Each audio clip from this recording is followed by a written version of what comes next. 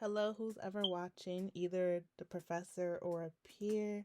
Today I'm discussing social media's impact on stress. So, my title is Unraveling Stress in the Social Media Era by me. My name is Claire.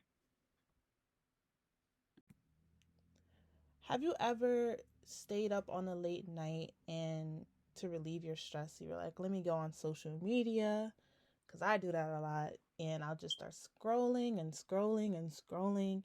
And the more I scroll, like, my stress is not being relieved. Actually, I feel even more stressed. I feel like this is something that a lot of people relate to, especially like the younger generation. And that's what we're talking about today. Now I'm just presenting like a lot of facts that you may or may not know about social media's relation to stress. So to start, many people with mental health conditions like depression and anxiety can be predicted from their social media language. So I guess the amount of time someone spends on social media, it can really play a part in their mental health and how they manage that.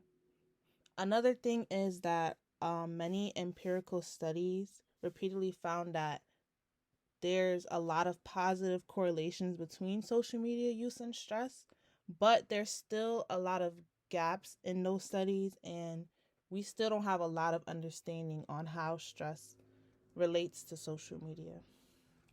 Stress is also one of the main underlying causes and has a correlation with chronic physical illnesses and mental health conditions. So, stress is dangerous, and if we can find ways to avoid that, that would be great. Also, I wanted to bring up FOMO. So, FOMO can also increase stress. So, like, FOMO is the fear of missing out, and when you feel like you're missing out on things, that can increase your stress. So the question is, what are we looking for exactly?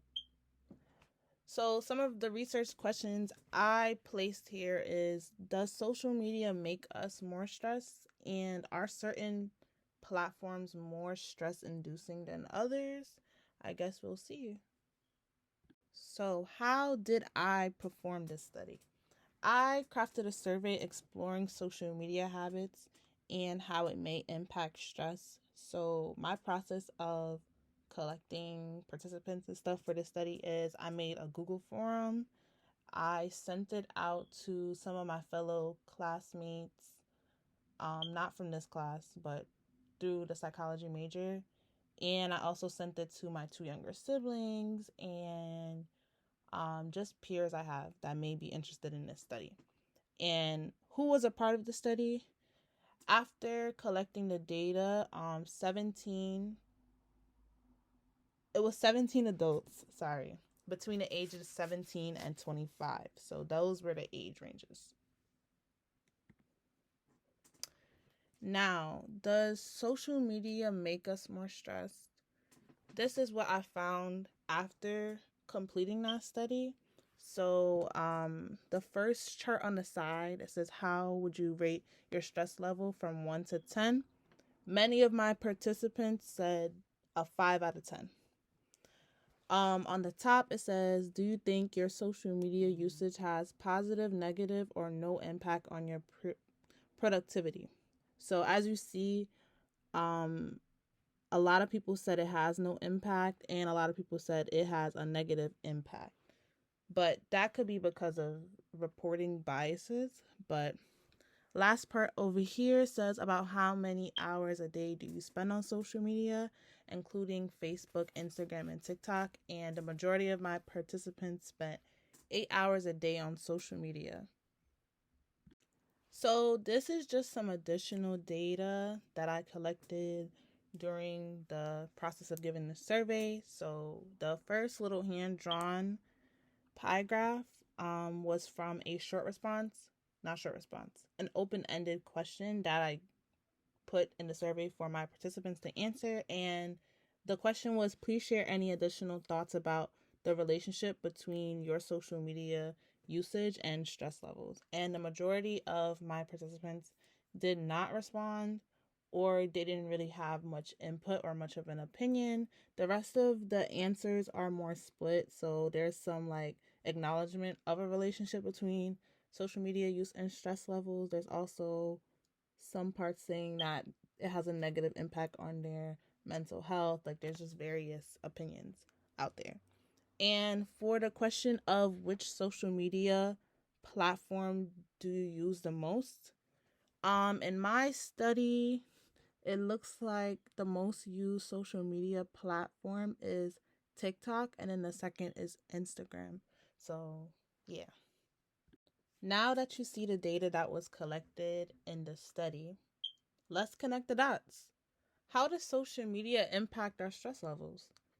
So, these are some of the findings I came up with. I said, based on the results, we see that the average time spent on social media is very high, which is 8 hours. We also see that the average reported stress level was a 5. That's a 5 out of 10. I personally think a 5 is on the high side.